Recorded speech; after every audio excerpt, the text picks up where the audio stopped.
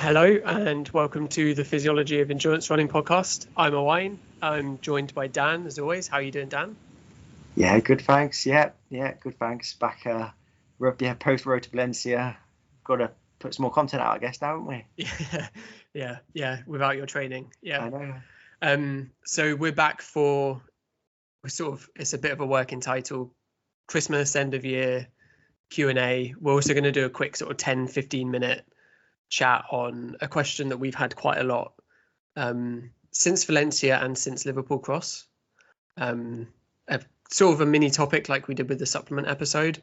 But yeah, we both got quite a lot of questions about, mainly about nasal strips. So we're seeing a lot of people with these sort of white strips on their noses. I'm trying to think of famous people, famous runners now. I mean, Paula Radcliffe was iconic, wasn't it? She always had one on, and they seem to be in all my Instagram adverts now as well, and everywhere I'm getting adverts on. Jimmy Gressier is one that I remember. French athlete. Yeah. But yeah, no, we had a few questions basically just saying, are they any good? What do they do? Are they any good? So we thought we'd do a sort of mini dive into the nasal strips. And also we were saying nasal breathing as well, because that's quite a popular sort of. Yeah, we had loads of questions. So thanks for sending all your questions in. But yeah, one of them we did come up. A theme was nasal breathing and relation with that performance, and we'll dive into a bit about that as well. But before we get to that, I'd like to thank our sponsors of the show, SOAR. And I think in my Valencia block, I put all their kit to a good test, and it's really nice stuff. If you haven't already used it, the marathon shorts are exceptional. The amount of people in the SOAR marathon shorts, either the split shorts or the half tights in Valencia was crazy. Like literally everyone was wearing them. And it's because they're so good at holding all the gels. So really rate them. Their vests as well, really nice. Just I ran in their socks, great socks, which are slightly on the cheaper end of their product line if you want to treat yourself to a stocking filler. Yeah, and we mentioned the solstice event that they're doing at the moment. So yeah, like we said last time, jump on that. It gives you 60% off, or not 60%, £60 off. I think an order over £120, maybe. Check the details. You get some money off SOAR. It's worth it. You got to do a certain amount of distance in a month. Is that right? Yeah. 21 hours of training. So again, check. I don't know if that's just running or cross training. Go read the small print on their website. Yeah, read the small print. £60 off sounds pretty good, though, doesn't it? 50% I saw as well. Order, for £120. Yeah, and I saw that they're doing. I think they're doing like women's marathon like briefs now as well. They maybe have storage. So that's really cool. I think they're on my website. Yeah, so marathon briefs with gel pockets in the back. Yeah. So they're taking a problem that like we sort of said this, didn't we? They're taking a problem we all face and coming up with a solution that's comfy as well, which is all you ever ask for, isn't it? Well, I've known women who've like torn apart like their crop tops and like stuck gels in there and like cut them open, and you got to be quite creative as a woman. There's less material to play with, isn't there? So it's a good idea. Yeah, cool of them to do that. But yeah, thank you, SOAR, as always. So let's get into nasal strips and nasal breathing. So I guess if we talk about what maybe the idea of like nasal strips are on the surface, I guess the idea is it just pulls your nose open, I think is at least I think the my idea understanding is just open up your nasal airways, get more air in, and I think there's sort of two ways of doing it, aren't there, from what I've seen. Like I've got stick on ones, but I've got some resistance in them, so they stick to either side of your nose, and then because they're stiff, they sort of pull open your airways. Or there's ones that sort of go inside your nostrils, pull it open as well. Doing the research, I saw those, and then it's more in other sports, like I've seen it in motorsport, especially. A strip where it goes across your nose and has a metal sort of hook into each nostril, which doesn't look particularly comfy. Magnets on the inside, I've seen that as well. But ways to basically just open up your nasal airways. What do we think about the effectiveness of doing that? Well, so I think if we talk about maybe what your nose does, so at rest you mostly breathe through your nose, and I think the reason or the way you realize this is when you have a blocked nose and then suddenly it feels like you can't breathe. And even for us as runners, we move hundreds of liters of oxygen to run, but then you have a blocked nose and you can't breathe whilst you're sat at your desk. Like, so when you're at rest, your nose does a lot of the work, and that's because your nose filters particulates and anything in the air. It gets filtered through your nose, and it also humidifies air before it hits your lungs, which doesn't really happen if you're breathing through your mouth, which is good at rest. But then when you're exercising, you just want air going in and air coming out, don't you? Like, then it's just then the problem changes from. I think at rest, there's some pretty good evidence to say that breathing through your nose is good. I think we just naturally do it, like you said. Like those hairs that are starting to grow too long on my nose anyway are there for a reason. It's part of getting old, isn't it? Part of getting old. I know. I'm wrong side of 30 now, you see. So they do filter out dust particles and like I said, humidify the air going into your lungs, because you don't like when you've been somewhere really hot and you feel like your lungs are burning, isn't it? Because you've gone running, and like you don't want dry air going into your lungs, because your lungs are damp, and they're damp for a reason. It helps with the gas exchange down at the tiny alveoli, which are like the air sacs, the air pockets that where they're in closest contact with the capillaries that are going through the blood that are going through your lungs. So yeah, you want to keep your lungs damp, and I think rest, nose breathing is good for that. So I think most people do that just instinctively. Like we're hardwired to do that. Yeah. So then when you start exercising, sort of as we've alluded to, you then mostly breathe through or breathe orally, so through your mouth. So that bypasses some of those filters, which is part of why potentially a lot of people that exercise have things like asthma, or you can have exercise-induced asthma, because you're not filtering out particulates, especially if you're running in a city. You've got all of the crap that comes off things like cars and whatever else, and just is in a city street is then going into your airways. So that's part of side track there, but that's part of what can potentially happen. And you're also not humidifying the air, so that's why when it's really cold and you start running, it can feel like it's sort of burning your lungs, because you just got this really cold air hitting your lungs, which wouldn't necessarily be hitting your lungs if you were just at rest and breathing through your nose. So there's this switch over. One of the things that also happens is that nasal resistance is reduced when you start breathing. So your nose already becomes a bit more efficient when you start exercising and moving those bigger volumes of air. But most of the air is still coming from, through your mouth. There was in reading up on this, there was I can't say I've read the study. I'm taking someone's word for it in their review, but called it a seminal piece of work where they basically measured each sort of component. So they did just nasal breathing, just oral breathing, and then oronasal, which is a combination of the two. And they didn't find that when you were exercising, you could reach a higher VO2 max. I think it was VO2 max rather than VO2 peak. But you couldn't reach a higher VO2 if you were combining nasal and oral breathing compared to just oral breathing, and then nasal only was obviously a lot lower. So that sort of suggests so what you would expect if you measured just oral and just nasal, you would then be like, okay, combine them together and that would be the combination, but that wasn't the case.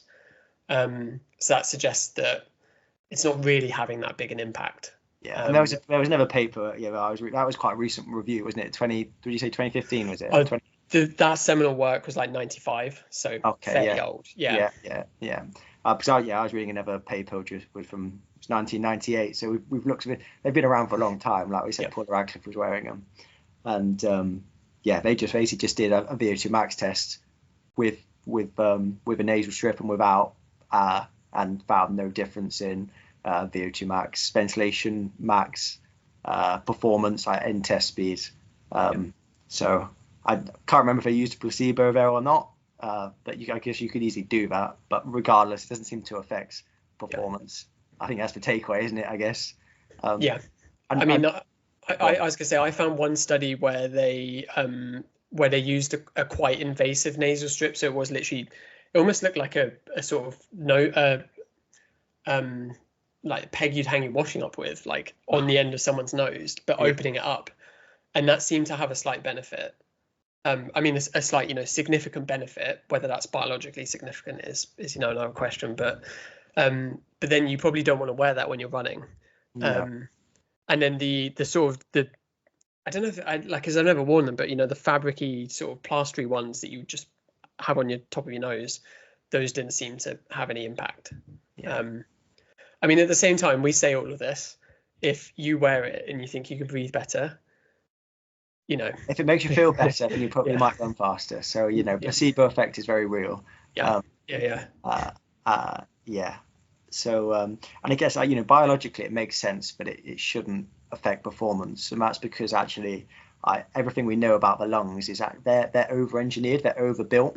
What's limiting our performance is almost never the lungs. Our lungs have got a fantastic ability to take air from the from the environment and transfer that oxygen from the air we breathe in into the blood, and vice versa, to transfer CO2 out of the blood into the air.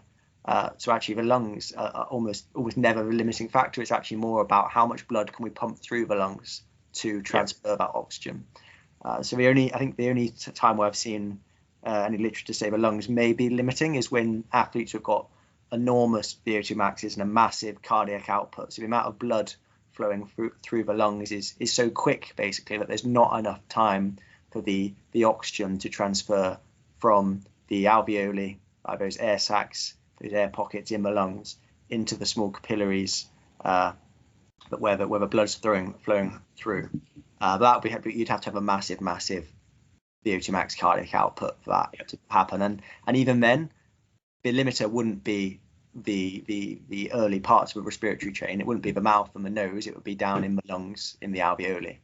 And unfortunately, there's probably not much you can do about that. So your lungs don't really respond. Well, they don't respond to training. You can train your intercostal muscles and your diaphragm, but actually the lungs itself don't respond to training.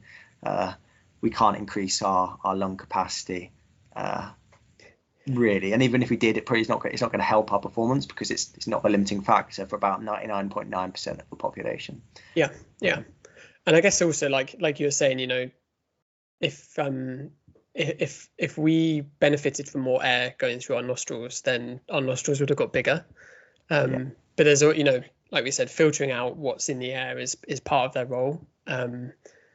It's not it's a small part of performance. I feel like this came up in the office like 6 months ago, and I think the analogy that was given was like your nose is like the little window at the top of your windows, and then your mouth is like the really big window. And it's like if you want to get air in, you just open the big window. You don't open the little like crack at the top. But like we said, if you feel like you run faster with them on, then it's not going to hurt your performance. Keep wearing them. But I'm not going to be wearing one for my next race. Let's put it that way. Cool. Yeah.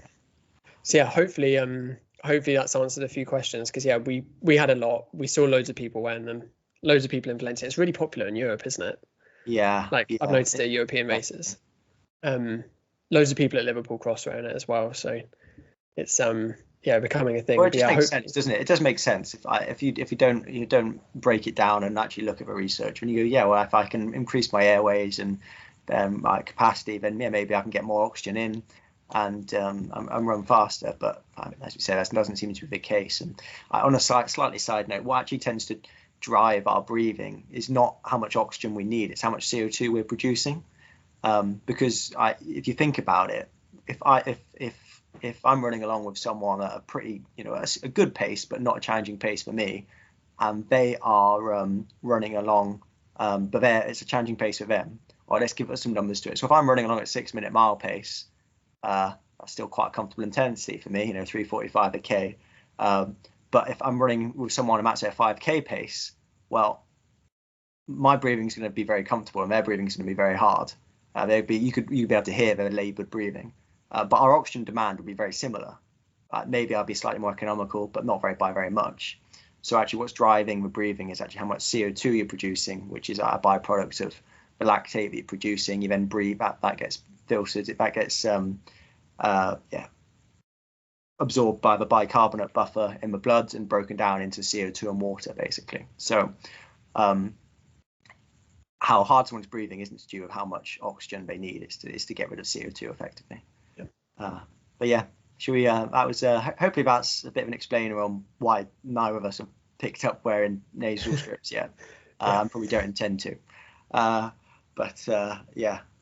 that's interesting. Yeah. Should we move on to some Q&As? Q&As, questions that you guys sent in to us. Do you want to pick first, or should I pick one first? I've got one to go first. This came in from a couple of people. Jenny Nesbitt and Dave Long. I recognise those names. They have asked. They have asked, when is Dan going to start a running club? No, it wasn't a running club. It was a run club, wasn't it? Run club, yeah. Yeah. Now you're an influencer. Now I'm an influencer, and when I'm gonna start my run club, I do 99.9% of my training by myself because I haven't got the time to go run with other people. No one wants to come and run with me at 7 a.m. in the morning on a weekday or earlier. So the run club is not happening, I'm afraid, Jen or Dave. But if you ever want to go for a run, then just drop me a message and we'll see what we can do. Dave ran with us for a few minutes last week, didn't he? And then dropped us. Yeah. I think also there's enough run clubs in Cardiff. Like the city will explode into probably violence if there's another run club. I think Dave's part of like Jake's run club anyway. Jake Smith's run club. Yeah, they go jogging together. Jake Smith Jog Club. Yeah. So Dave, just every run is 45 minutes at 125. That's the way he labels it, doesn't he? And it's his heart rate, 45 minutes, 125 heart rate. You've got to put your heart rate in your run club. Yeah. He loves heart rate, Dave. That was a great starting question. Yeah, they also both shouted it at us when we ran past them last week. So. Yeah, and I bumped into Jen yesterday as well, and she mentioned it again. So sorry to disappoint, guys. There's not going to be a Dan Owain run club starting anytime soon. Right. So you've started off with that one then. So let's pick one up here. There were some good questions. We've got a really big spreadsheet that we're now scrolling through. Yeah. So I'm going to start with. I think there's a theme, isn't there, which was like calculating thresholds without access to a lab. So we had one which was like, how do you use RER or respiratory? Can you use the respiratory exchange ratio for threshold identification? How can you calculate LT1, lactate threshold 1, without being in the lab? Is there a possibility of doing that? I think there's a few others as well. Should we break that down a bit? Yeah, I think so. Yeah. Well, let's start with like respiratory exchange ratio. So that's basically looking at the amount of the amount of oxygen we're breathing in versus the amount of CO2 we're breathing out, and that number is the respiratory exchange ratio. So when it's one, you're breathing in just as much oxygen as you're breathing out CO2, and that we can use that number to calculate how much fat and carbohydrate an athlete is using. And when it is 1, or above, you're burning 100% carbohydrates. And if it's down at 0.7, you're burning 100% fats. So what it has been suggested that when it's about 1, where you're burning 100% carbohydrates, but that could be an estimate of your LT2, your lactate turn point, maximal lactate steady state, that second threshold, whatever you want to call it. From experience, it tends to be a bit below that. And I saw a really nice graphic from Jim Arnold. Is that his name?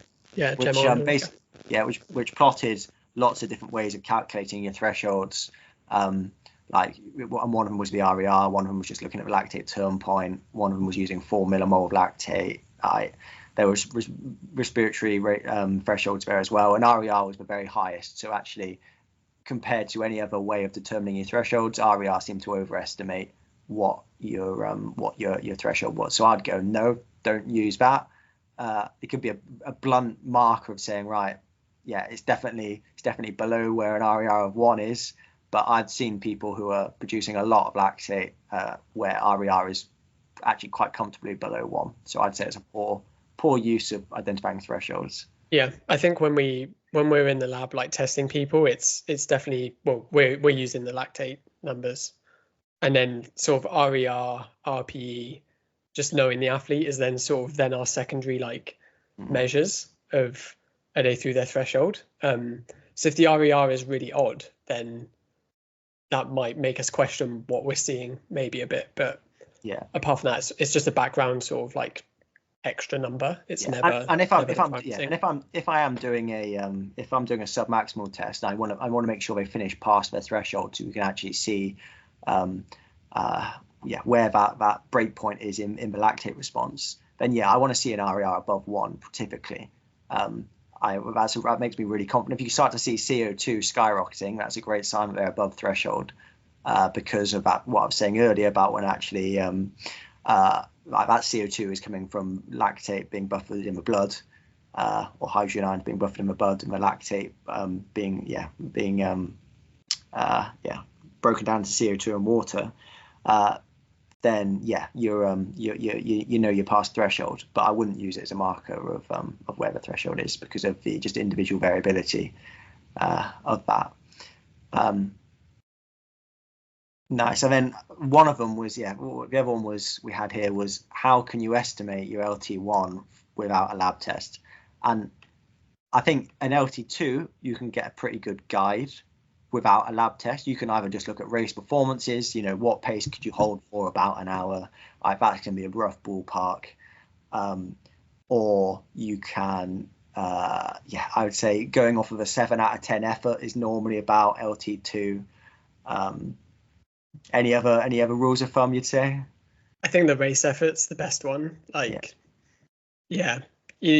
Somewhere between 10k and half marathon, 10 miles, it's a good way to figure out, isn't it? Yeah, and there's a bit of variability. I'd say as well, you also know it's not going to be where your 5k pace is. Yeah. Right, so there is some ways of figuring it out as well from that. Yeah. So I think LT2 you can get a bit of a rule. Yeah, you can look at race performance and see what you could hold for about an hour. That's going to be pretty close. It's probably not going to be bang on, but it's not going to be a million miles away. The LT1 really, really difficult because I've seen some really good athletes who are running great times over like 10k and shorter, and their LT1 is really poor. It's such a low percentage of their VO2 max. They're just producing lactate like straight away. These athletes are more like fast twitch kind of athletes who are very fit but actually produce lactate quite easily. They've got a lot of fast twitch fibers. We start to recruit them quite early because they have to, but actually their ability to buffer lactate and so have a high lactate turn point LT2 is good. So there's a lot of variability there. And I'd say race performance is not a good way of delineating where LT1 is. It just you can go for random percentages of heart rate max, but I find that poor as well. Same with LT2. Again, there's more of a predictability in where the percentage of heart rate max is going to be for LT2, but LT1 it can be as low as 50% of heart rate max, or it could be up to 80% of heart rate max, which is massive. That could be like 50 beats. Yeah. And again, as a rule of thumb, I'd go to 5 out of 10 effort, but I've seen athletes where it's down at 2 out of 10, and I've seen athletes where it's like 6.5 out of 10. Maybe even 7 out of 10 if they're really not used to doing high intensity bouts.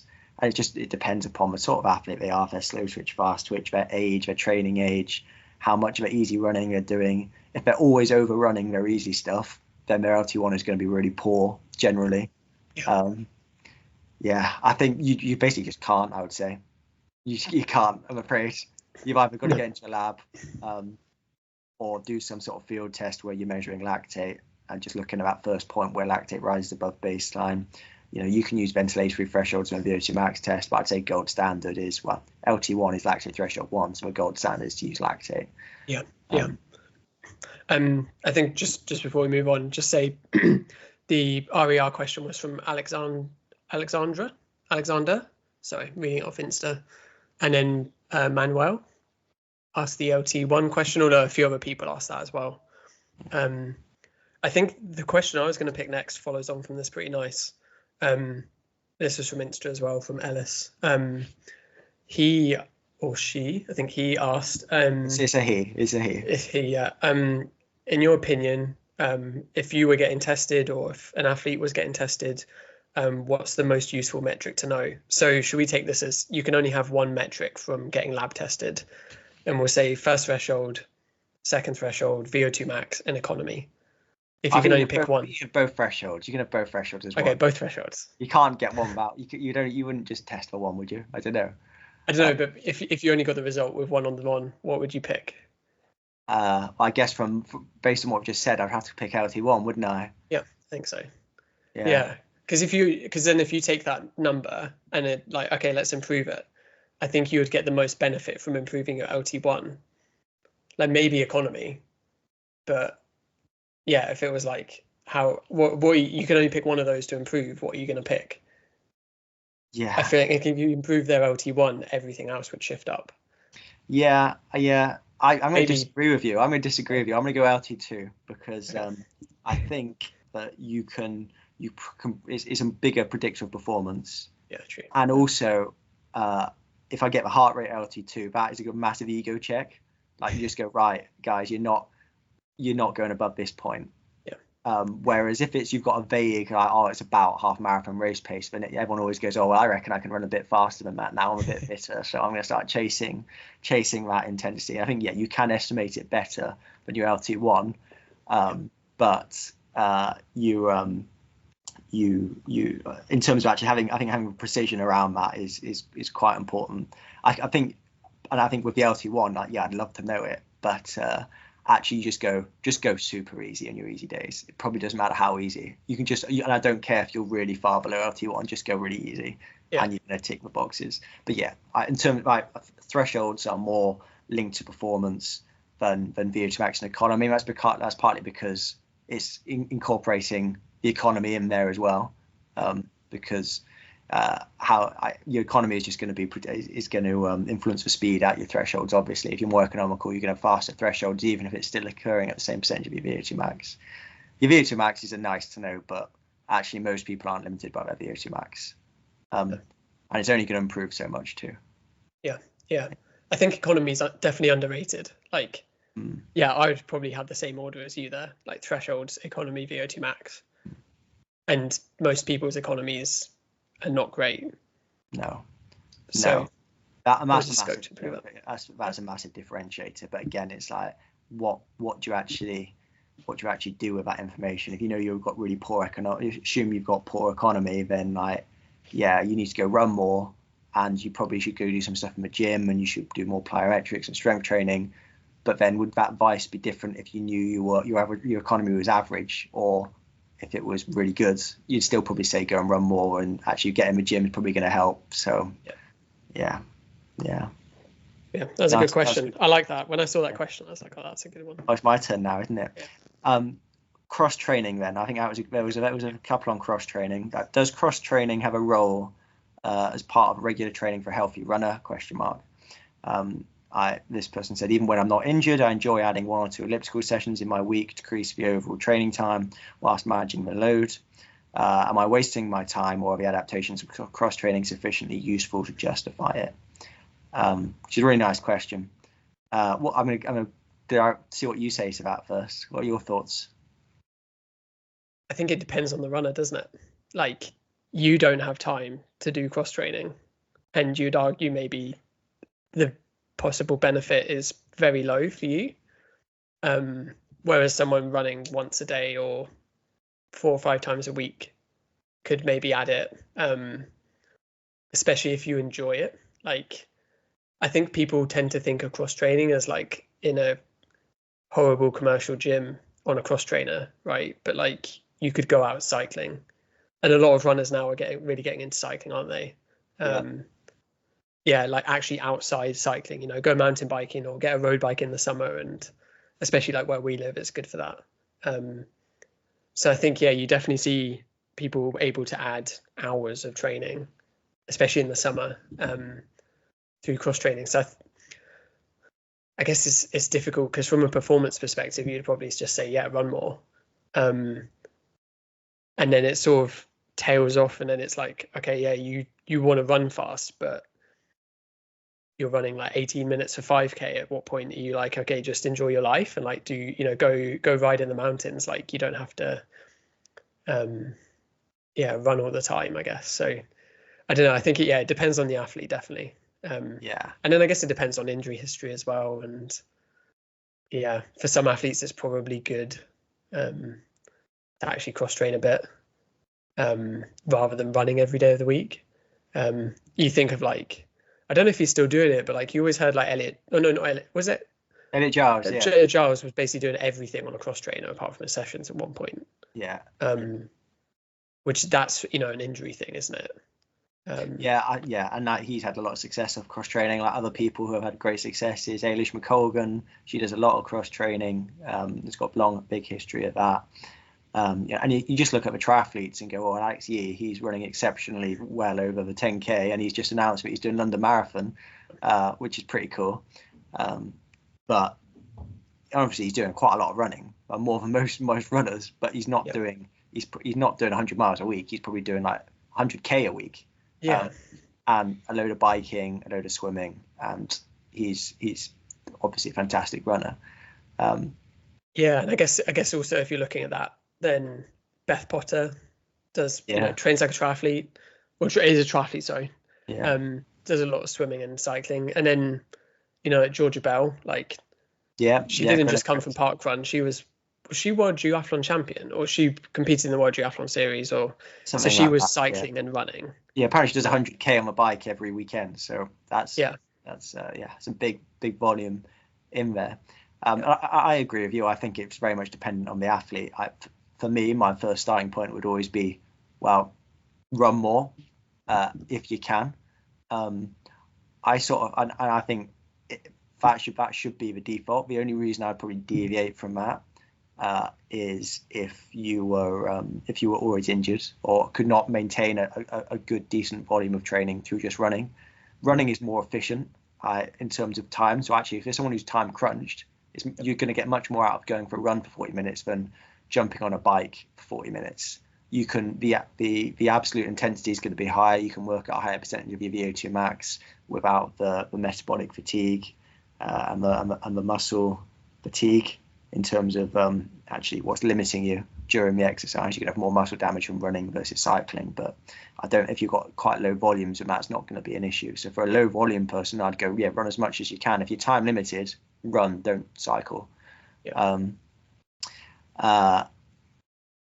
If you are someone who can't handle high volumes, then I jump on the bike or go on the elliptical. I prefer, or something like that. Again, like when I'm injured, I much prefer to do something like go out my road bike or mountain bike than sit in a sweaty gym. It's much more fun and enjoyable. And I guess the other thing is, like you said, like if you enjoy going out for riding your bike for 6 hours on a weekend, then go and do that, because whatever is you enjoy the most is what's going to keep you doing it long term, and that's probably the most important thing. Like putting on years of good training. It always depends on what you need to work on. Like if you work on your VO2 max, then your heart doesn't know if you're cycling, swimming, running, cross training, rowing, whatever. So that's great. If your economy is quite poor, then it's probably not going to get any better from cycling. You probably need to do more running. So that's why I'd go in general, just run more if you can, because you're going to get the specificity of running. You're going to improve on your economy, whereas also getting those other adaptations. I guess just run as much as you can. I think linked to that is the next question, which I think we should lump in together, which was one that was making the case for if you're an elite athlete, like it said here, Dan mentioned there's few elite athletes doing more than 15 hours a week. Why isn't cross training, e.g. cycling at very low intensity, more common? Given the big difference in level between cyclists who ride 15 and 25 hours a week, surely we could expect some benefit to aerobic performance in running from greater volumes, even within a different modality. And they made the joke here that, what do professional runners do with their spare time compared to cyclists? Like, because cyclists, triathletes, swimmers, rowers, they're doing 30 hours of training a week. And I don't think any runner, or very few runners, are doing more than 15 hours a week of running. They'll be doing other stuff as well. They're all YouTubers. YouTubers, yeah. Well, there's no money in running, is there? So everyone's making a YouTube channel. But no, yeah, I'd say 15 hours a week. I think the best in the world doing 15 hours a week plus up to 4 hours in the gym, I would say, like doing resistance training, and then a lot of recovering. And yeah, is there any benefit to doing cycling as well? For me personally, it's a time thing. I haven't got the time to go and do any more training in a week, and I've done cross training when I've been injured, but yeah, I would prefer just to run, to be honest. I love going out on my bike, but I'm too tired basically to go do that, or I haven't got the time to go do that if I'm in a full marathon training block. And I think could you add more cross training on top of the 15-hour week? I reckon the body wouldn't be able to cope that well. I think what you'd have to do is go, right, you'd have to sacrifice some of that run volume to add more cross training in. So I think you could do 10 hours a week plus 10 hours on the bike. But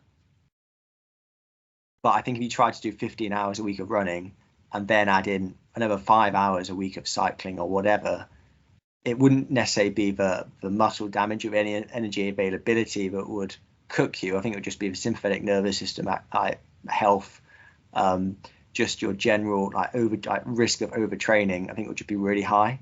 And I think actually you'd have to add more cross training in, you'd have to sacrifice too much run volume. I think you probably, in that example of going right, doing 10 hours of running versus 15 hours of running and then adding 10 hours in on the bike or cross trainer, I think you'd still get more value by doing 5 hours of running. That would be my argument.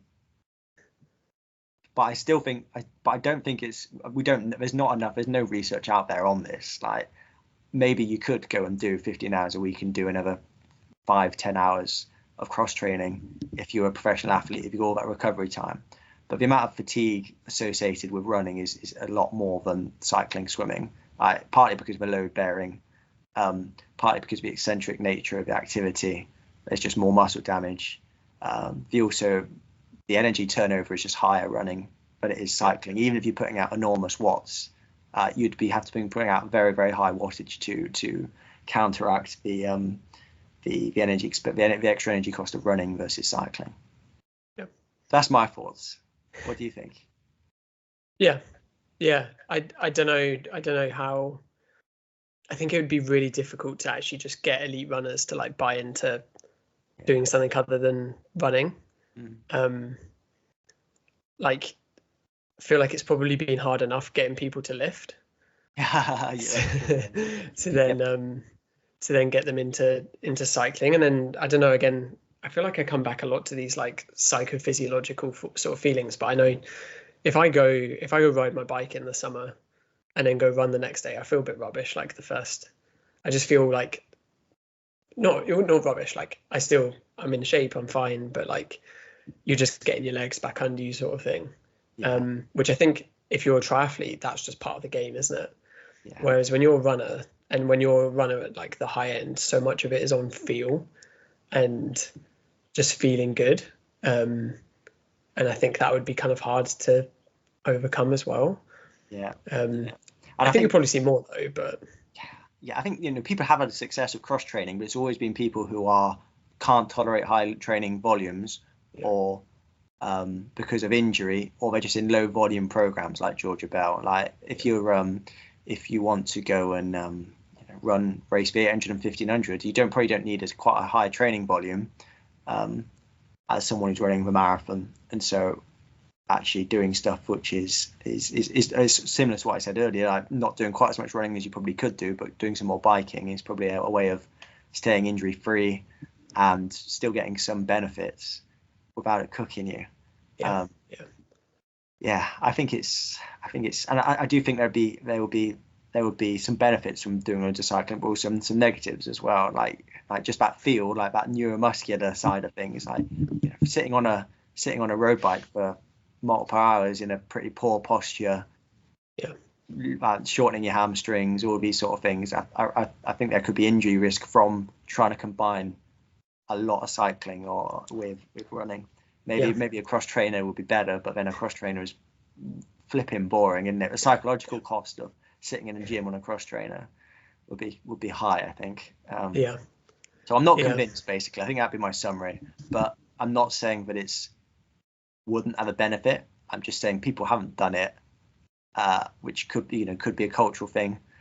I think it'd be challenging. I think it'd be challenging.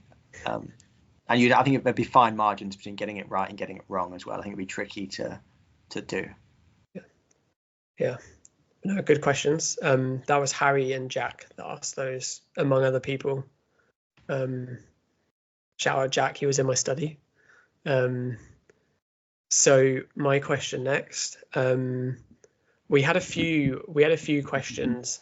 I'm going to imagine they're all from people that live in hot environments, about training in the heat. So not the passive heat stress that we talked about last time, with hot water immersion or with sauna, but actually just training in the heat. So we had from Mark Windsor, I wondered how you'd go about prescribing faster long runs, although we can talk about running in general in hot, humid climates. We had another one from Paul D on Instagram. He asked about training in the heat, in Australia, what benefits do I get? And then a third one from Finn, who asked, can you expand on the possible advantages of actually training year round in hot, humid climates as opposed to hot baths, for example, Southeast Asia? So I guess with Mark's question first, like keeping or prescribing faster long runs. I mean, like this one's, I think, quite straightforward. Just go on heart rate. You're going to go slower, but that's the physiological impact on your body. Your body doesn't understand what pace it's going at.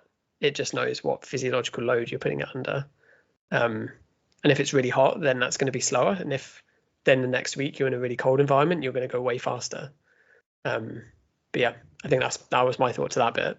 Yeah, I agree. I think the tricky thing is that you probably just can't hit the same intensities during training in the heat. Doing hard long runs in the heat versus temperate conditions, because you're always going to see more drift in your heart rate over time.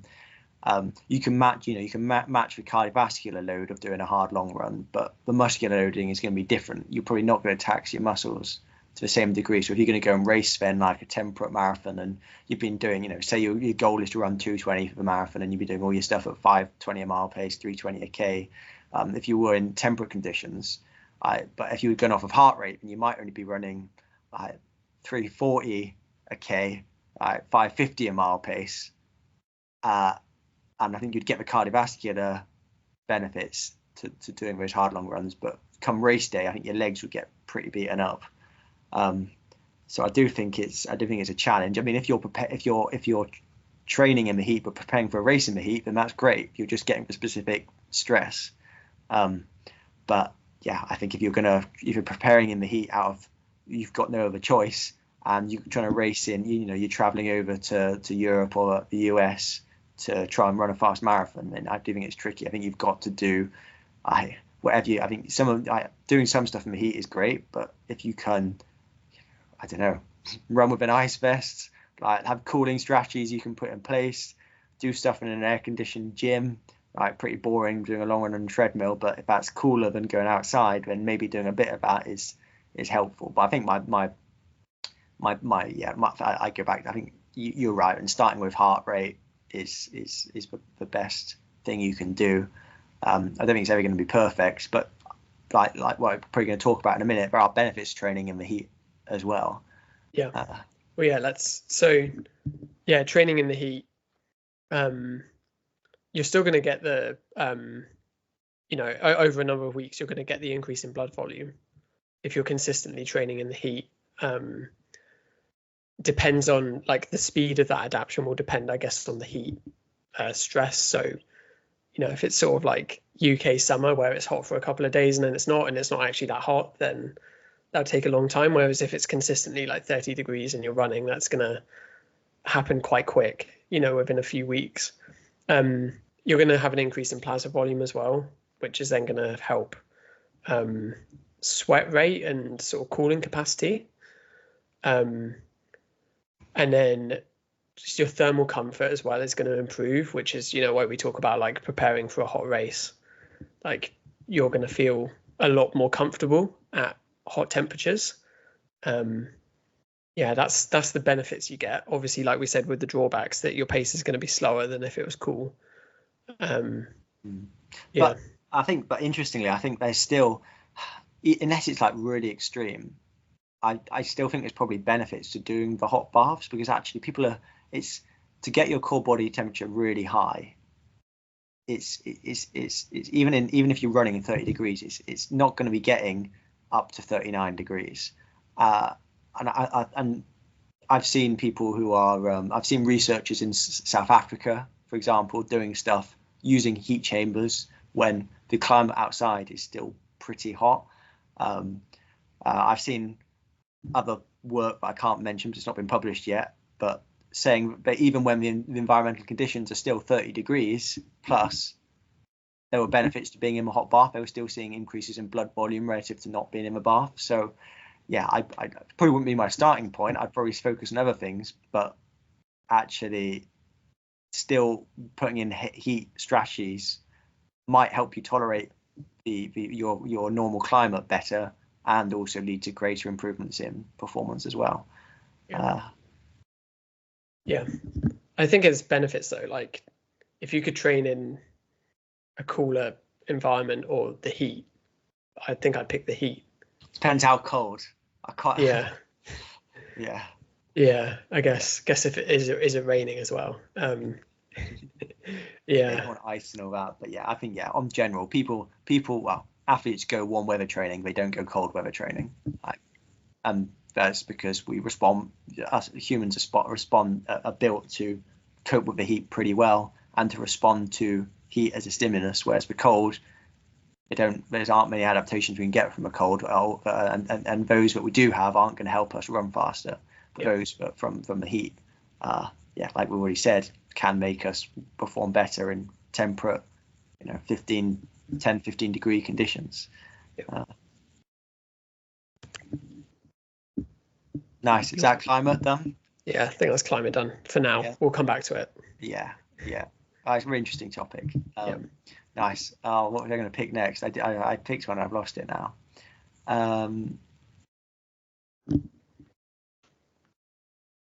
So someone said about we've got a whole topic here on like thresholds. We've done a bit on that already, but then someone said, actually, I'll just read out the whole thing. If someone's improved their threshold, what would you typically see? Running quicker at the same threshold heart rate, or a shift in the threshold heart rate? So I think for example, my LT2 was 6:02 a mile. I'm assuming that's mile pace, 161 heart rate. A few weeks later, I ran a 75:50 half marathon at 5:48 a mile pace, but heart rate was also an average of 161. So that suggests that heart rate hasn't changed, but the pace at the heart rate is quicker. Is that normal? And I'd go, that's what I typically see. But actually, if you've been to the lab and your heart rate, your LT1 and LT2 are, for example, mine at 155 and 170, you're not going to see a massive amount in change in that. Mine are pretty consistently 150 and 170, 155, 170, but there's still I've seen some leeway, and there is definitely a tendency that if you're fitter, it's at higher heart rates. So I think for me, the lowest my LT2 has ever been is at 169, and the highest is probably about 172, which is pre-Valencia.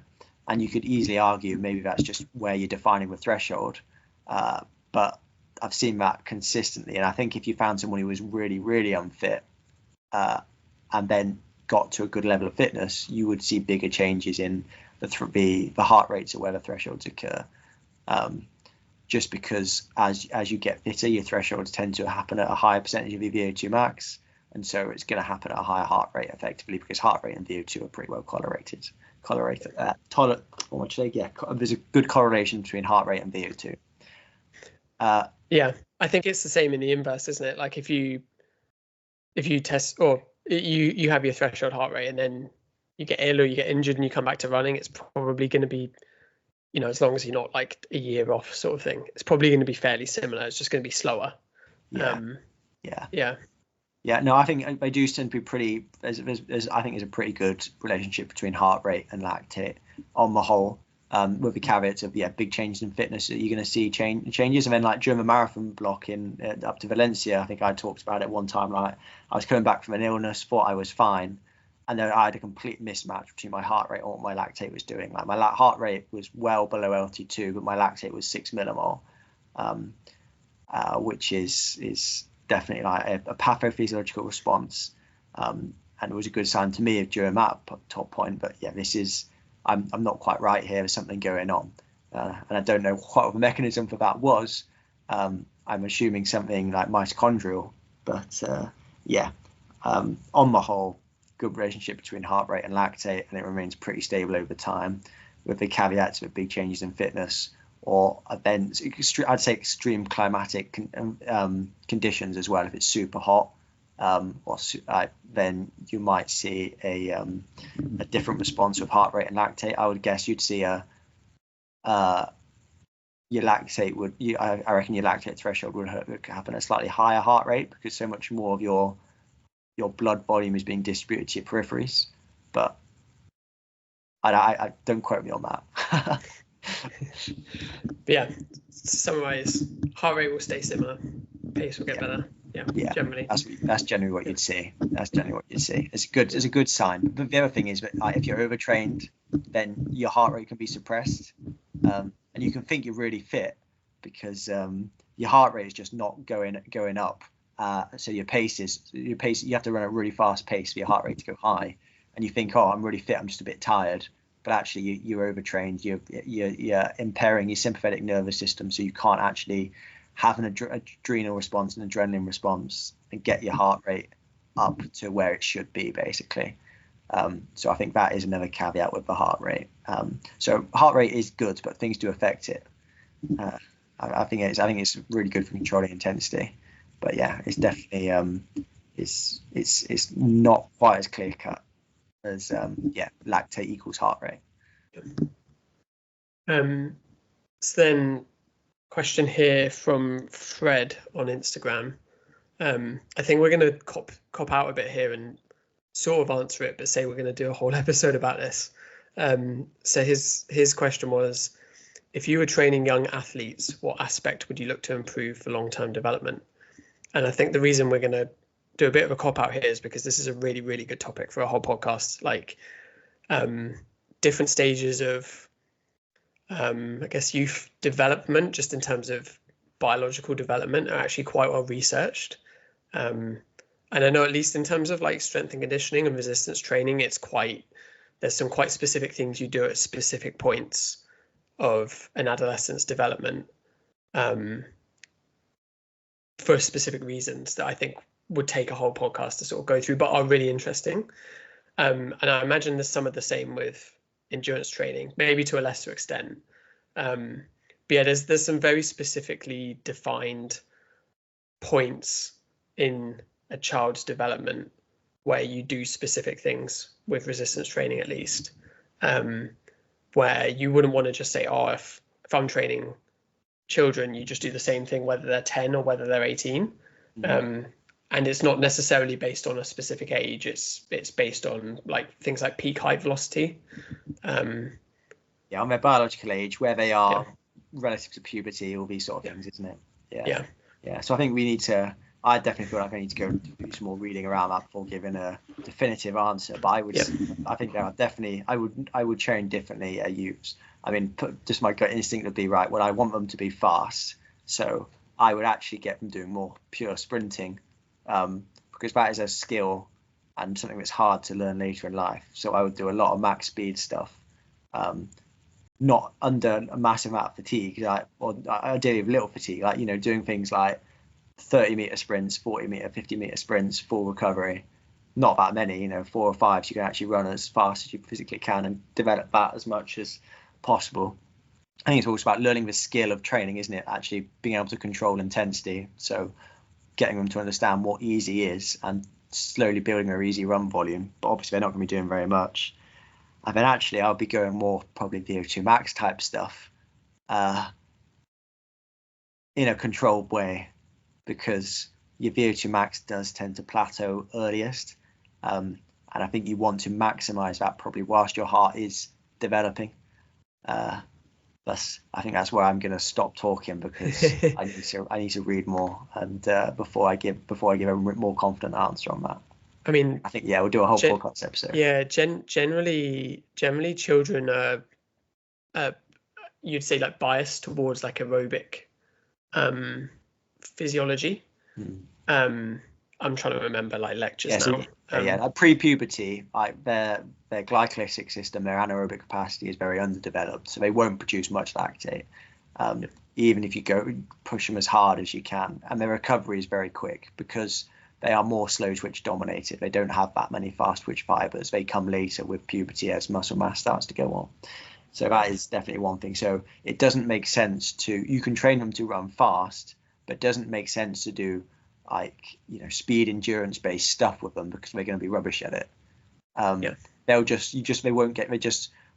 be rubbish at it. They will just like, you'll give them if you were going to go speed endurance stuff, normally you go, right, we're going to do 5 times 300 meters at 800 meter race pace with 5 minutes recovery. And what you would find is they wouldn't be able to push the intensity that hard on the 300 meters, and they'd be recovered within 30 seconds and ready to go again. So you just end up with a session where they haven't achieved very much compared to what they could do, because they can't run hard enough to produce any lactate, and so they don't need 5 minutes of recovery during the recovery pages bit. So you're better off doing stuff where they are having short recoveries. You still could do short reps, because you don't want young athletes doing 5 minute reps, 6 minute, 7 minute reps. They'll just get bored. They won't be able to pace it very well. But if you're doing like, I would do more like the who is it? It's Ronstadt, isn't it? Who does the 30 seconds on, 15 seconds off, that sort of thing. That's sort of kind of, keep it short, but with short recoveries, and don't make the sessions too extensive. Yeah. That's my initial response now, before I go and read any more. And I might come back and change my mind on all of that, but I don't think I will. Yeah. I mean, I've found some lecture slides on training for adolescents, and it's like, it's so based around these biological ages, which aren't chronological. So it's not like, oh, you reach 10 years old, you do this. It's when this specific biological thing happens, you do it, and it's different in males and females as well. Which it can be as complex as you sort of want to make it, I guess. But then also at the same time, you probably don't want a group of like boys and girls training together doing the exact same thing if you want good performance. There's probably like ethical questions about that as well, isn't there? We're just talking about the physiological responses. Actually, the psychological responses in a junior athlete are probably even more important. Can you teach them to? Can they not be? You want them to enjoy doing the sport, so that they do it long term. You don't want them to be. I think often they're too invested in it, I think, sometimes, and that's difficult. You want them, you just want to design training that they enjoy, so they keep doing it long term, because you can be a fantastic. I've known so many fantastic juniors who've never made it to the seniors because either they've been injured or racing has just been too stressful for them. They're being pushed too much by their parents, and so they don't like it anymore, because the whole thing's becoming stressful. I think so. You talk about the principles, but you also just want someone who likes running. And if you don't like, and it's fine if they don't, like, go find something else, another sport to do, or not, but hopefully keep active in some capacity. Yeah, I mean, the summary on these slides is just, sums it up. Physiologically, children are different to adults. You don't just do a smaller amount of like adult training and program it the same way. It has to be done differently. But no, I think that was a really good question. Like, thanks, Fred. You've given us a podcast idea for next year. I thought that was a good one. Should we do 2 more? I feel, what time are we on? I'm not sure. Yeah, I'm good to keep going. Yeah, however many you want. We've got some quicker ones as well, so we can do those. Well, let's do a few more then. I don't want it to become a 2-hour episode. Cool. It's my turn, isn't it? Is it my turn? Yep. So one here is like when to do different workouts for a marathon. So how do you decide what you want to do and when? I guess like what sessions and what time in the marathon block. And I think there's two answers to this. There's the sort of just being logical answer, which is in the final part of a marathon block, you probably want to do your most marathon specific stuff.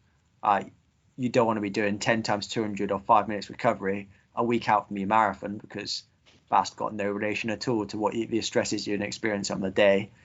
But so you probably want to do stuff more like what I was doing in my block, like 8 times 3K off a K float, or 4 times 4 mile off 1 mile steady, or as longer specific sessions, as long as you're ready for that kind of work. Depending what your goal is, like that's probably for someone who's going like comfortable, like 3 hours and under. Like if you're talking about doing you want to run 5 hours for a marathon, then probably just getting out and doing as much running as you can is the most important thing you can do while staying injury free. So that's just the obvious logical answer, I guess. And the second one is like more of a physiological answer, which is depends on what you need to work on. Like is it your VO2 max? Is it your thresholds? Is it your economy? Is it your durability? Now, I still would have a pretty similar answer, but I wouldn't be doing, even if VO2 max was my main limiter, I wouldn't be doing that in the later stages of a marathon block, because actually your VO2 max, by then your VO2 max is what it is, and you've just got to work with it. You need to make sure you're conditioned enough to get through a marathon on race day. But if I know that VO2 max is limiting me, then yeah, I might start my race block off with more of a VO2 max type focus. So if we're doing a 16-week block, maybe the first 6 weeks of that I spend doing some more high intensity stuff above LT2 to try and give me the biggest ceiling I need on race day. Or if if you run a fantastic half marathon 10 weeks out, then you go, well, my threshold's obviously in a great place. I just need to maintain that, and I can focus more on the marathon conditioning and being durable, and making sure that I could just hold a really high percentage of that half marathon pace and convert really well when you do the marathon. So that would be how I would go about it. Agree? Yeah. I mean, like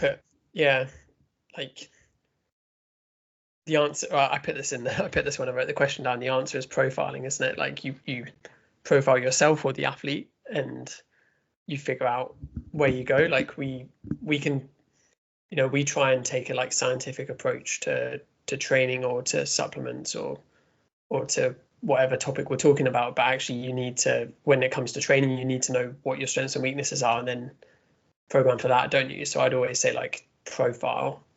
And I think good training groups are profiling their athletes. Yeah.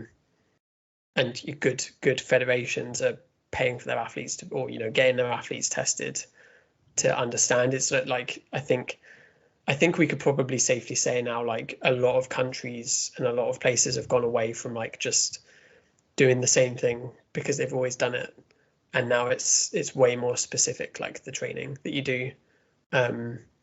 So yeah, I'd come back to saying like, yeah, profile yourself or the athlete you're coaching, and then figure out what you need to do. Don't just be like, oh, it's a marathon, so we're going to do X, Y, Z.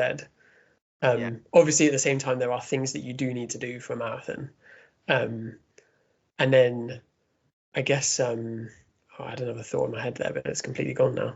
The other thing, I guess, as well is, again, we did a whole series on your 8 weeks to Valencia, but actually it's what you've done, like we said, it's what you've done the 6 months before and the year before as well. So it's almost like by the time you get to doing workouts 6 to 8 weeks out from a marathon, like, not that it's too late, but it's really the sort of real icing on the cake, isn't it? It's not gonna, like you said, if your VO2 max isn't great at that point, it is what it is. Maybe you can eke out a bit more durability, or maybe a bit of economy or threshold at that point, but you're sort of locked in at that point. So I don't know, very like maybe a negative response to that question, but like Yeah, you just at that point you probably just do the big marathon sessions, don't you? Long runs. Yeah, I think you got to a point where you've just got to think about what is the specific stress I'm going to have on the day. I need some exposure to that. So let's give it a smaller dose. Just like a vaccine. Is that controversial to say? Like, a vaccine is like just a reduced version of a virus in some capacity, which is not going to cause you too much harm, hopefully. And so actually, if your body responds to that, produces antibodies, you're going to cope better when you're faced with the actual stress. But yeah, cool.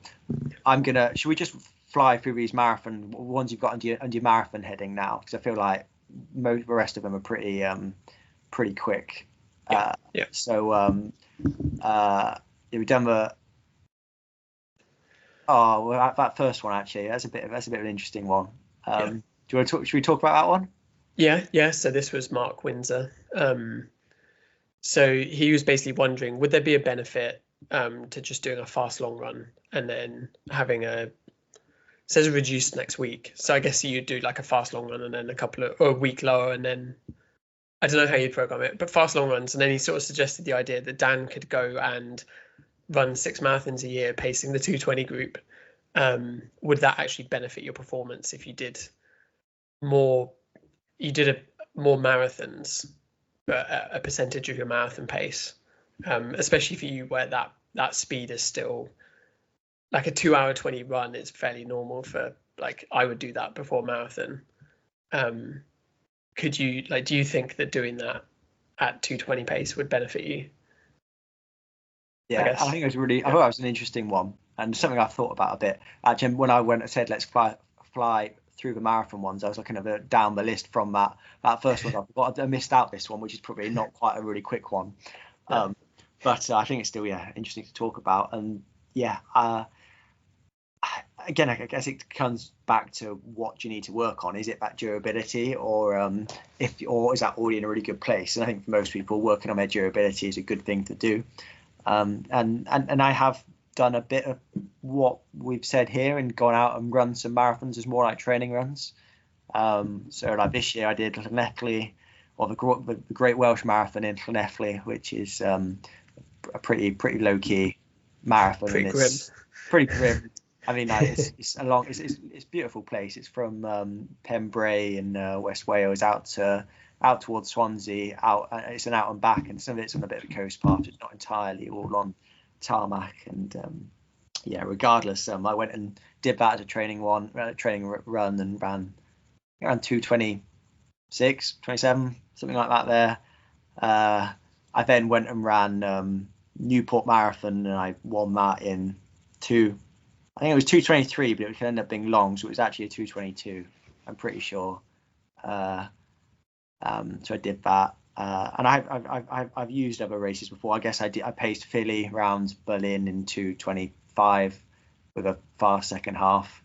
So yeah, I don't think it's a stupid idea, and people have done it. Like Yuki Kariuchi, he's run he's done 100 sub 2:20 marathons, but his personal best is 2:08. I think it's 2:08. It might have been 2:07. And I think there's something to be said it's psychologically easier doing these hard long runs in a marathon compared to just going out by yourself and running a really still pretty hard long run. I mean, for me to go run 2:20, that would be not easy. I think it wouldn't be a complete max effort, but I think it'd be a pretty good solid 8 out of 10 effort when I'm fit. If I was assuming I was like PB fitness. I've lost my train of thought now. But yeah, I think it does depend upon what you need to work on, and can you tolerate that? Do you think it becomes a little bit of a risk doing something quite as extreme as that? But then now, like I said, Yuki Kariuchi can run like 10, 15 marathons a year, all under 2:20, and responds well to that. I think the risk is, for me, if you were doing too many of them, was you would actually then, your goal marathon wouldn't be significant enough for you in terms of psychologically? You've really, in a marathon, psychologically, it's so hard in the last 10K. You've really got to want it to keep pushing. And I feel like if you'd done 6 marathons in a year where, yeah, there'd been training races, but does your mind really distinguish between what's a training race and what's an actual race? Like you've got a number on each time, you're lining up against competitors.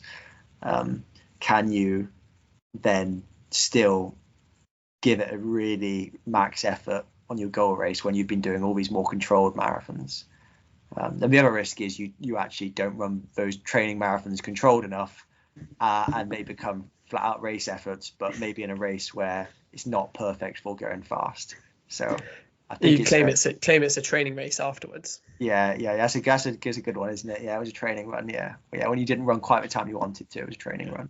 Yeah.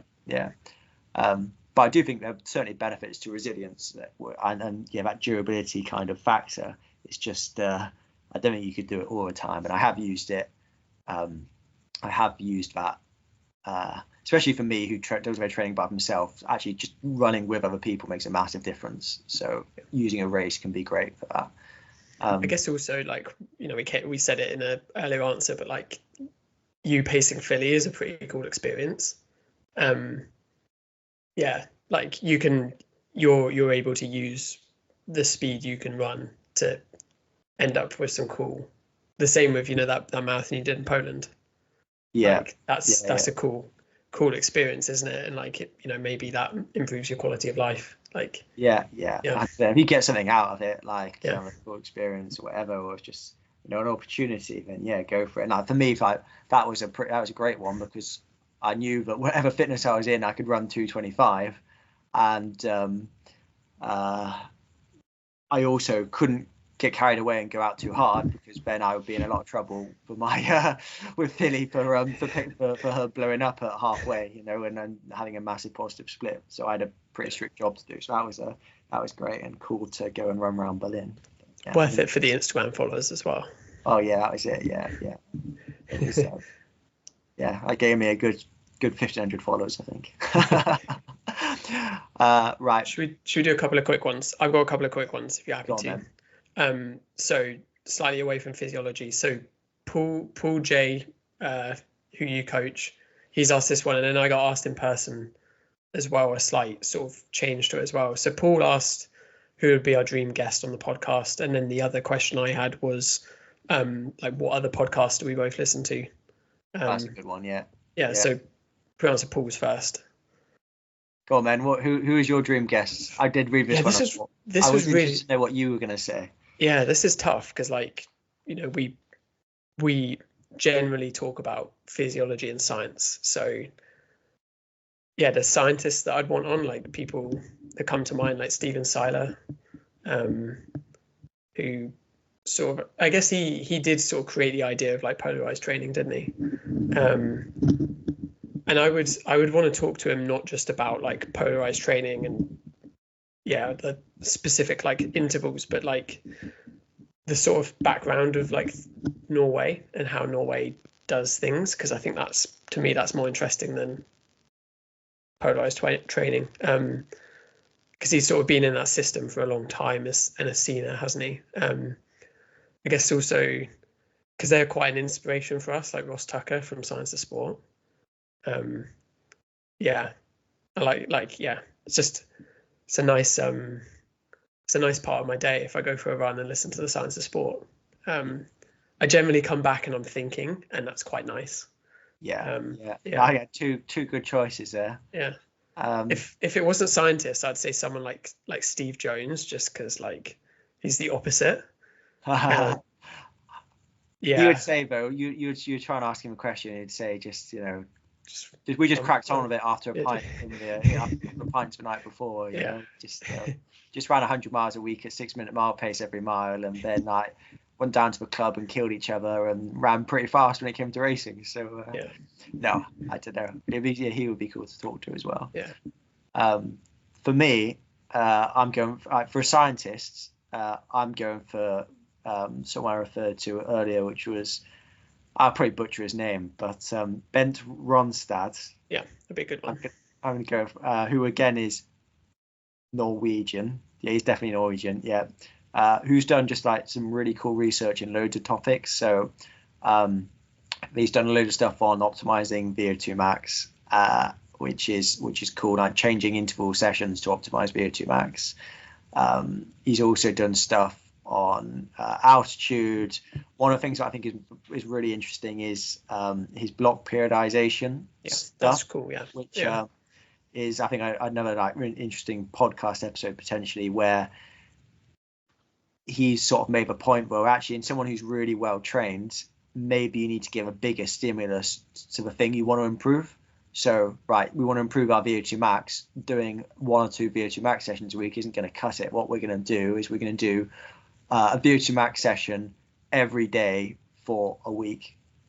And then we're going to give you like 3 or 4 days really easy, recover, and then just go into a maintenance block for that. So we'll just do 1 VO2 max session every 10 days or something.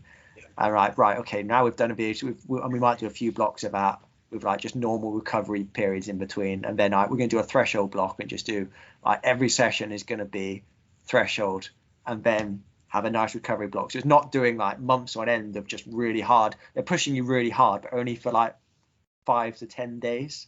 So you probably shouldn't overtrain necessarily, as long as you give them enough recovery afterwards. And there's a nice case study of some other cyclists. They've done it with a very high level cyclist and had positive effects. And it's also the who is the speed skater who won the Olympics. He did I can't remember his name now. It's Vander something, isn't it? Isn't it a Vanderpool, but a different Vanderpool? Is it Michael Vanderpool maybe? Yeah. I feel like and he did things a similar approach where he would do a whole block of volume where he did 5 days on, 2 days completely off. So he basically worked like he wanted to have his training like a normal work week. So he would go 5 days where he was doing 5 or 6 hours a day of volume, 2 days completely off, and then he'd have like a threshold phase where every session he was doing like every day he was doing massive threshold sessions, but with like 2 days off, and then lastly doing like a VO2 max block with like 5 days of VO2 max training and 2 days easy. And he won the Olympics, so it can't be a completely stupid way of training. So but both of those two I'd have like a chat with.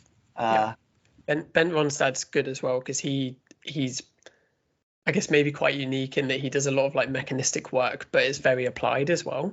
It's a really, really nice like balance. He also he's a consultant with Visma Lisa Bike, I think, the cycling team. So he works in high end. And he works with Norwegian Federation and all of that stuff as well. Really cool. Yeah, my last one would be Renato Canova, the Italian coach. But the thing is with him is I've heard him on podcasts before. And he's really interesting, but he just doesn't shut up. He just keeps going and going. So you can't actually ask a question because you set him off and he's like he's like a wind up toy and he just keeps going on and on. But whatever comes out of his mouth is really interesting. Yeah. And then what podcast do we listen to?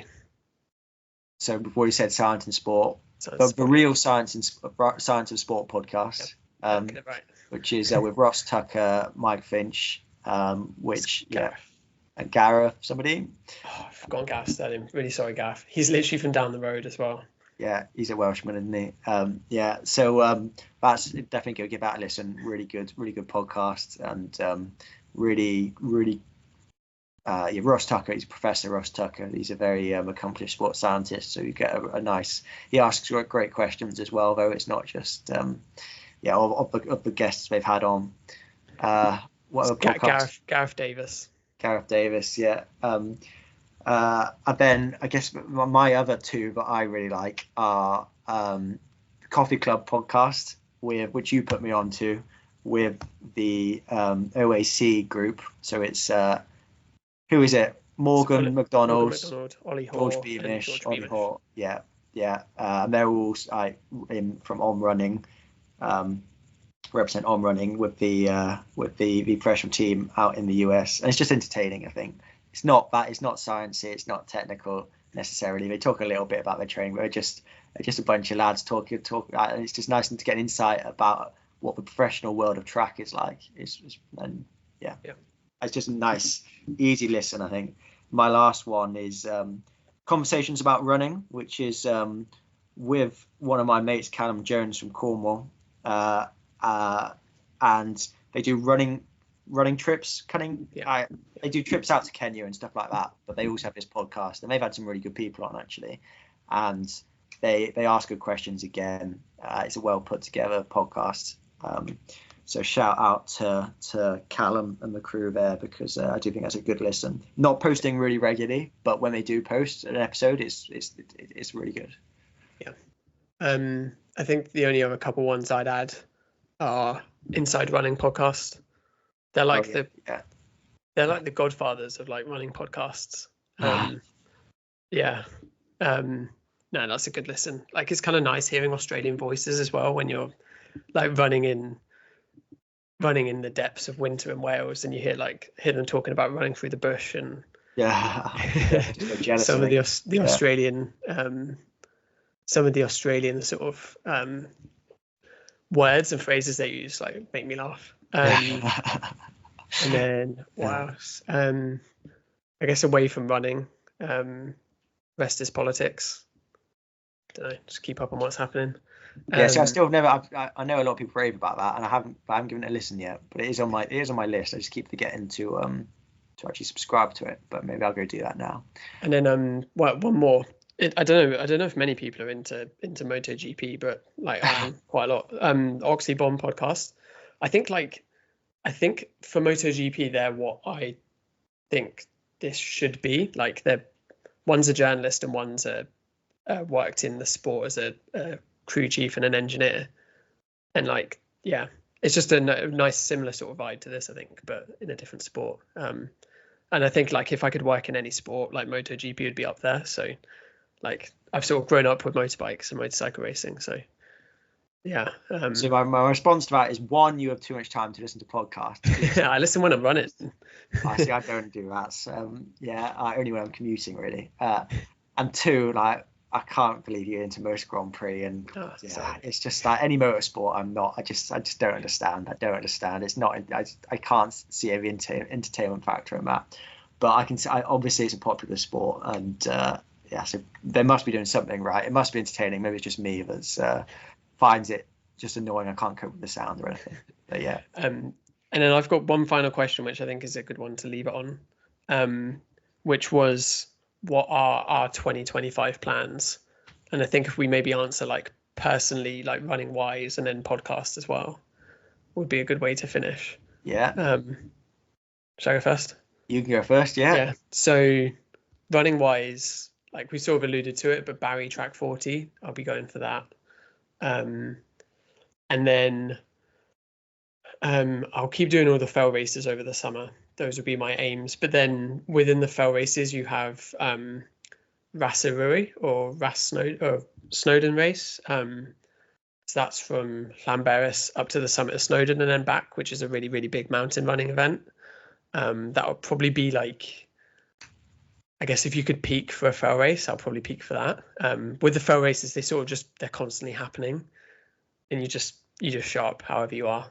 But no, that one's a really big race. Like, it's a big international event. It's iconic, right? Isn't it? It's an international race. Isn't it? It's on TV sort of thing. So it's a big one. On S4C. And then also I want to sort of have a crack at a few of these like rounds. So where you have he's gonna be doing a Bob Graham. Maybe not that big. No, I'd like to have a go at, there's the Abergavenny Three Peaks. So that's Blorenge, Sugarloaf and Skirrid, and it's about 20 miles between the sort of, if you're in Abergavenny, they're basically the three big peaks you can see from like the town centre. And you start out in the centre of town, do all three, and then the fastest times, like, I think it's rapid, but it's also like possible. And there's a lot of road. Pete Ryder. Do you know Pete Ryder? Yeah. Pete puts on some of the fell races. Yeah. I was gonna say, speak to him, because I know he knows all. There's definitely like a South Wales round of like all the. Yeah. He's done a few, which are like 50k. There's like across the Brecon Beacons as well and stuff like that. But like the bigger they get, the more like recon you need to do, and like the route, because you are navigating as well. Like, there's not a set line. It's just you get to the peaks and then get to the next one. So. But no, I think I kind of like the aesthetic of like you've got to go up and like recon the route, and then like you've got line choices on the day, and there's certain times of the year where it's better because you want good footing, but then you don't want loads of ferns and bracken because you get torn to pieces. So it adds, it's quite an interesting sort of concept that I don't know, like I just find like, I don't know if I'm calling it out, but like doing a 10k in Butte Park is like the most boring idea to me, like 10k race, like whereas like, yeah, you're on a mountain and you've got to decide, okay, like what line am I taking off this mountain? And you're like taking a bearing with your compass and stuff. Like, yeah, it's a different nice skill set. Yeah. Did I tell you, my dad attempted the Bob Graham 3 times and never did it. He did it the last time he did it, but it was outside the 24 hours you need to do it in. I think that's a different world when you get to 24 hours. Yeah, I think once he just had awful weather, got lost. I think another time he'd rolled his ankle like a couple of weeks prior, and then decided, got all the crew out ready, and we're just going to give it a go, and like that obviously didn't go well. But yeah, I think the last time just did it, but like in like 25 hours when you need to do it in 24 hours or something. But yeah, I do. It's definitely something I'd like to do in the future. Shall I talk about my running plans for the year? Yeah. Podcast together. Yeah. So I think I've pretty much got my spring laid out really. So next race, I'm doing New Year's Day. I'm going to do the Brown Woody Run, which is in Cornwall, which is not really a race, but it's like a there's no winners, but people try and win it. So if you take part, you win. Yeah. In theory, yeah. And it's one of those where you pay £2.50 on the day to rock up, and everyone gets a fridge magnet at the end, and that's it. That's fell running. But but it's good. I've done it quite a few times. It's good fun. It's like 7 miles, starting at where's it called? It's an iconic place as well. It basically goes up the highest peak in Cornwall, and back again. Gibraltar, what's it called? In Bolventa, Jamaica Inn. It starts at Jamaica Inn, which is in books and stuff. I don't know. It's got some history. And it's just very low fuss, out and back along there. New Year's Day, so we're down in Cornwall with my family. Then I guess first proper race will be Welsh Cross, end of Jan. Then I managed to get myself a place in Barcelona half, so I'm going to go and try and run a fast half there, rewrite my PB, which I think should be doable. If I ran 66 back to back, I should be able to run faster than 65 for a half, I feel. My test data suggests I should, but just doing it is another thing, isn't it? There may be a race between that and London Marathon, which I guess is the big goal for the spring. Not as fast a course as Valencia, but hopefully I can still maybe PB. I think for me, goal is just finish as top Brit. Well, not top Brit, but one of the highest Brits as I can. One of the first placed ones. Take on Alex Yee. See how I do fare against there. I think he's going to run very fast. You reckon? I think he'll run. I think he'll run fast. He's not going to run 2:07. Or he's not going to run a time like Emil Caress or Mohammed. I reckon he could run a 2. I don't know. You don't know. I think he'll run a 2. I'm not sure if he'll break 2:10, but I think he'll be that 2:10 to 2:12 sort of. Yeah, because when I said do you reckon, I wasn't like being like, oh, he's going to run 2:25, but like no, they're just wondering like, would he go out at 2:12 pace, and then would there be a 2:12 pace group, and you could maybe actually jump in that?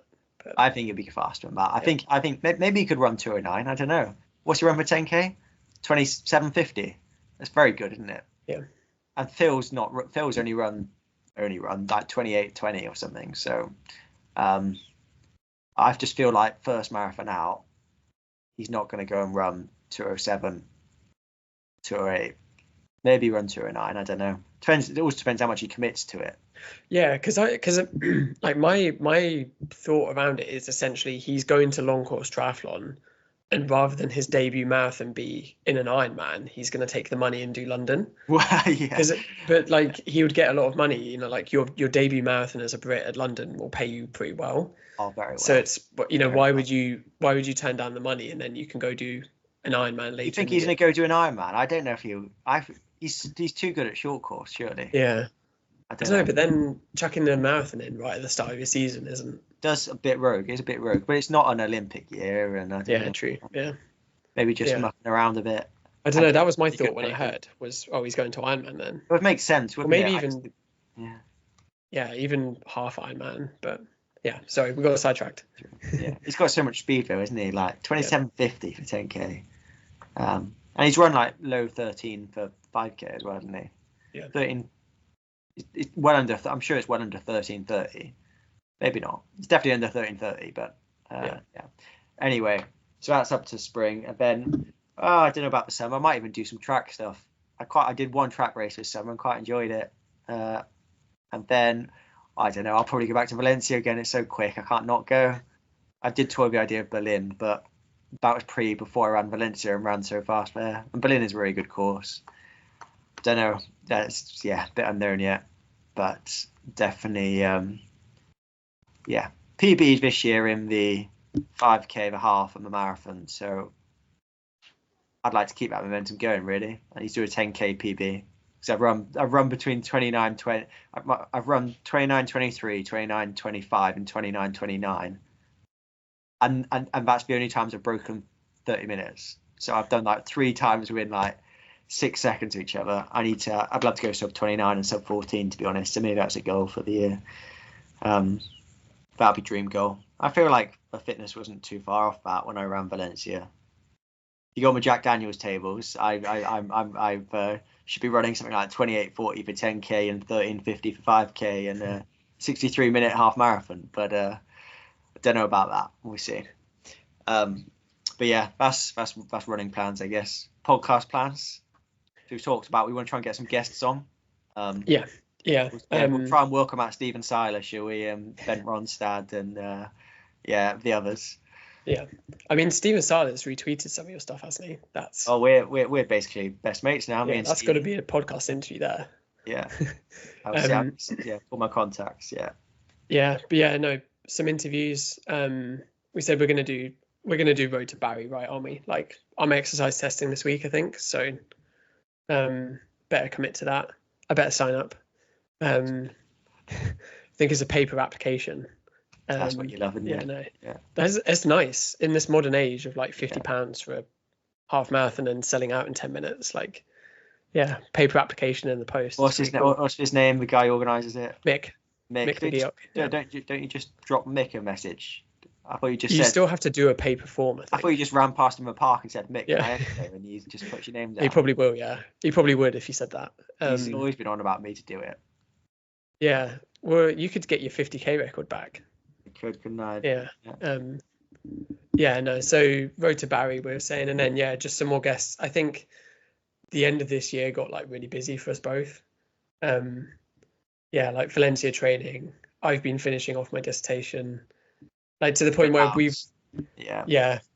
we really like to do reading and come prepared to podcasts, and we just didn't have the time. The idea was to do a few more, like just have a Road 2 series going whilst still doing some like topic specific stuff, but hopefully we can get that balance a bit better this time.